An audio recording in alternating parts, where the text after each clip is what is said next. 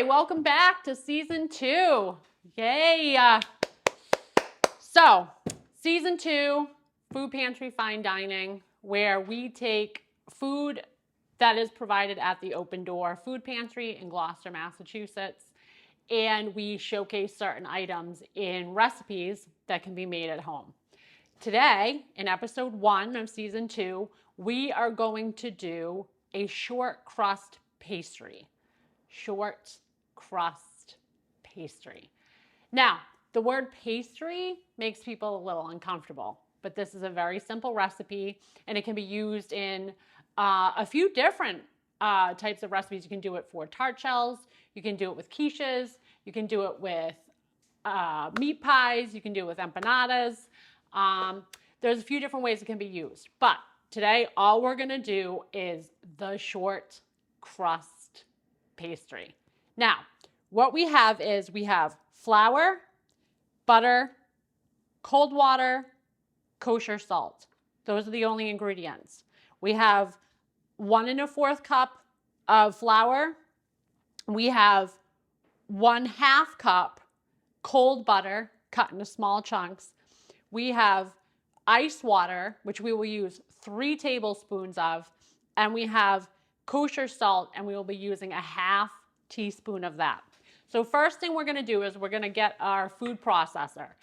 If you don't have a food processor, you can do this in a blender, and you can also do it by hand, where you just mix the ingredients, chopping through the butter into the flour. But we're gonna do this one in the food processor. So the first thing we're gonna do is we're gonna add the flour to the food processor.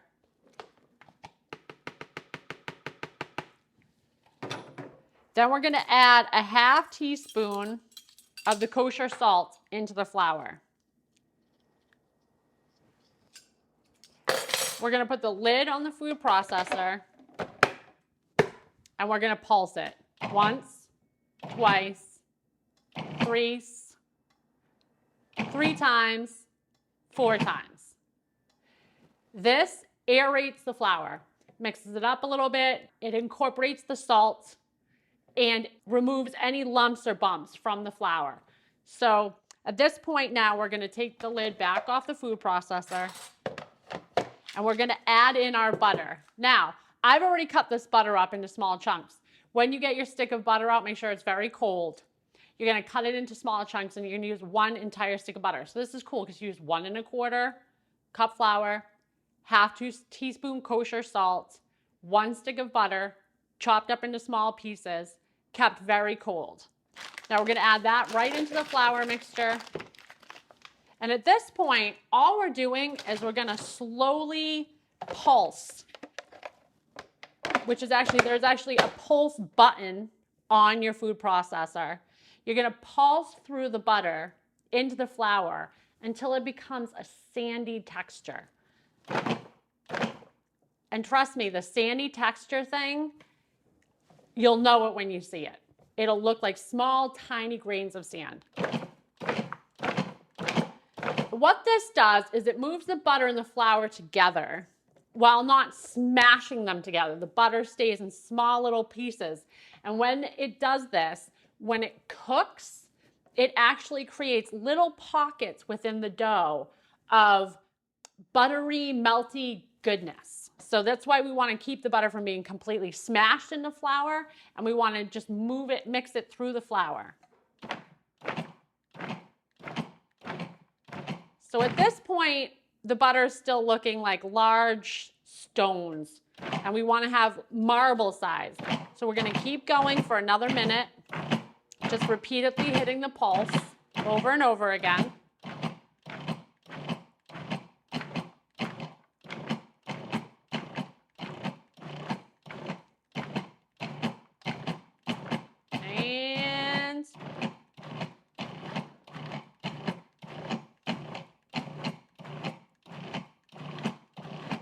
All right, we're good. Now, 3 tablespoons is the recipe, but you're gonna start with 1 tablespoon, then you're gonna go to the 2nd tablespoon, and then you're gonna go to the 3rd.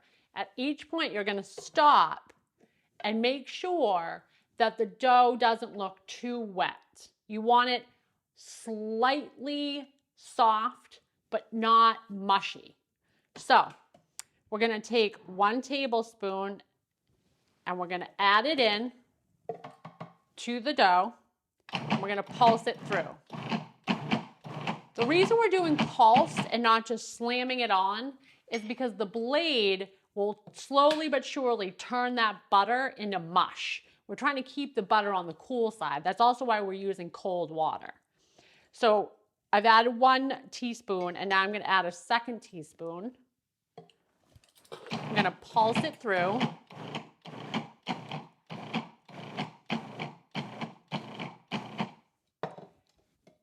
In the meantime, footnote, I have turned my oven on to 350 to preheat.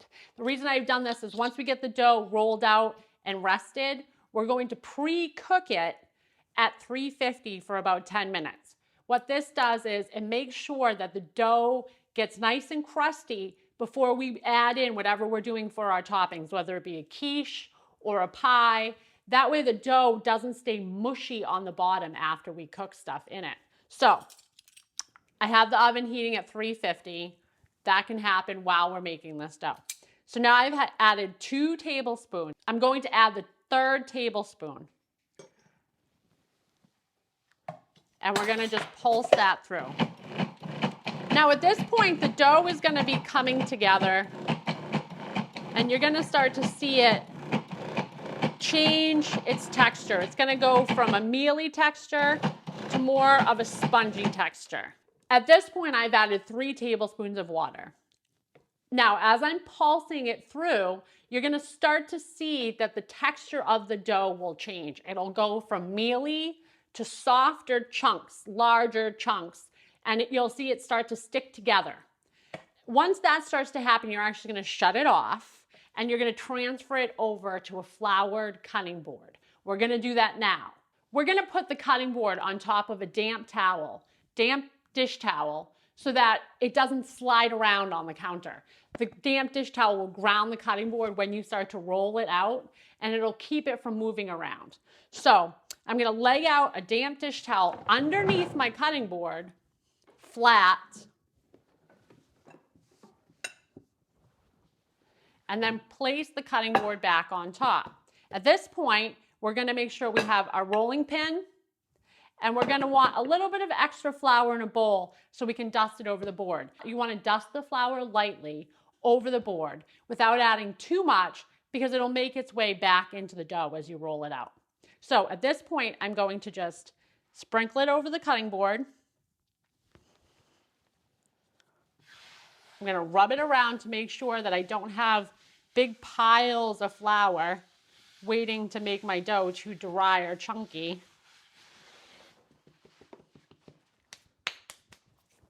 You're gonna need a few tools for this recipe. You're gonna need a rolling pin.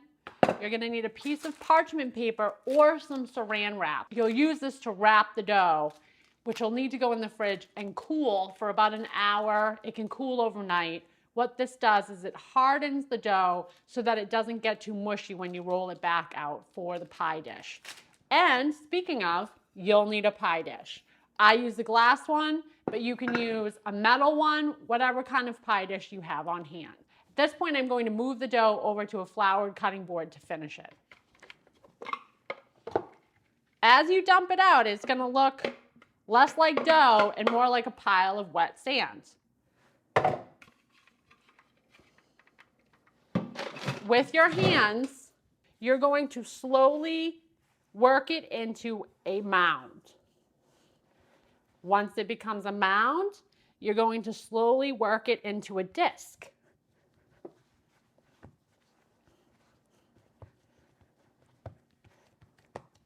Once it's a disc, you're going to move it over to the parchment paper, wrap it, and you're going to put it into the fridge.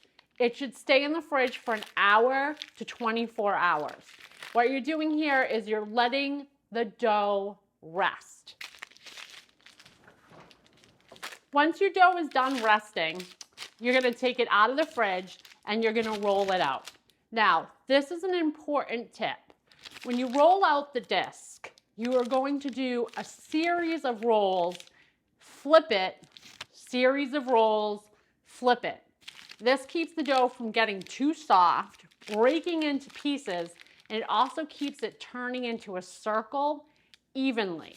I'm going to take the dough and add it back to the floured surface.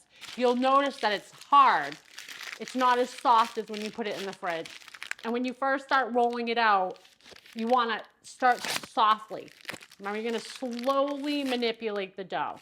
You're going to roll out the dough in a series of 3 rolls, flip it, and turn it. I'll show you how now.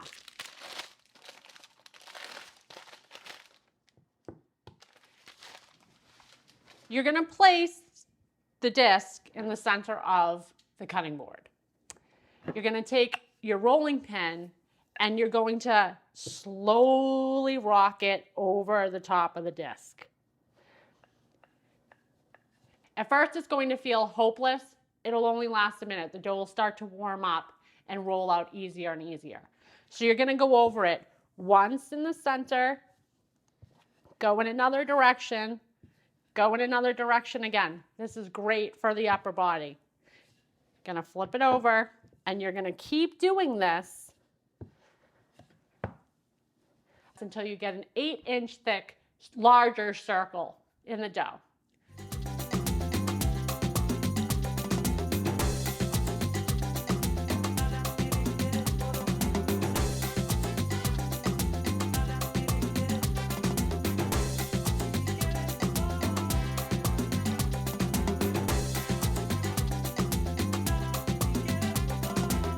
Okay, so now we've gotten the dough rolled out into a 10 to 11-inch circle, which is about an 1/8 of an inch thick. I'm going to show you another tip because now we want to get this circle over the pie pan without it ripping or tearing or breaking. You're going to start at the edge of the circle that's closest to you, and you're going to tuck it over the rolling pin. You're going to lightly roll it up, and at this point you can pick it up, move it around easily without tearing the dough. So you're going to transfer this over the pie pan,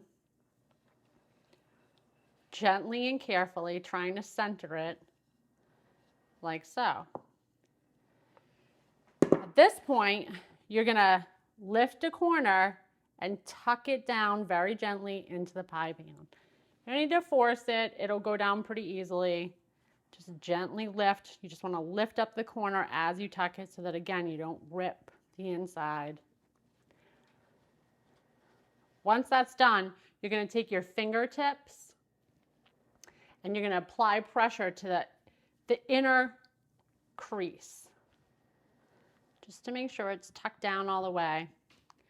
Now, I've got a sharp knife. You can use a fork, a butter knife, a spoon, anything with an edge. And I'm going to take the very top edge and I'm going to cut it to fit the pie pan. It does not need to be perfect.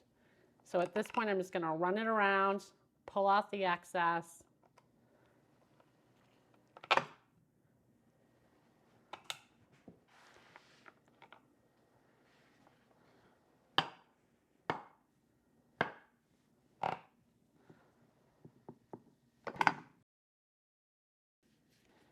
Now, what you have here is a very simple butter crust. You're going to take your hands and you're going to gently press down against the edges to connect it with the side of the pie pan. You're going to pre-bake this for about 10 minutes before you add anything into it. This properly sets the shell and it helps the bottom of the shell cook properly so you don't have uncooked crust underneath your fruit tart or your quiche, whatever you decide to make. To keep air bubbles from forming, I'm going to make small nicks in just the bottom of the crust. You don't want to make long tears because when you add the filling, it'll leak through the bottom and then get stuck on the bottom. At this point, we're going to transfer it back into the fridge and let it cool off for about 10 minutes before baking. Okay, We have a nice chilled crust here that's been in there for about 10 minutes. And we're gonna put this in the oven and let it pre-bake for about 10 to 12 minutes until you see it turn light golden brown, until you see it turn light golden brown, and you'll start to see some bubbles form on the top of the dough. Put this in the oven. At this point, it's been 14 minutes and we've pre-cooked our shell. I want to just take a moment to show you what the dough looks like now that it's been pre-cooked. At this point, you're seeing some of the air bubbles have formed. The dough itself has started to change to a light golden brown. And if you notice, it's not perfect. It's not the same size on all the edges, and it's still gonna taste really good. So don't overthink the exact shape of it. It's gonna taste great. Once again, thank you so much for joining me on Food Pantry Fine Dining. Don't forget to donate to foodpantry.org and help the Open Door in Gloucester, Massachusetts. Have a great day. See you soon.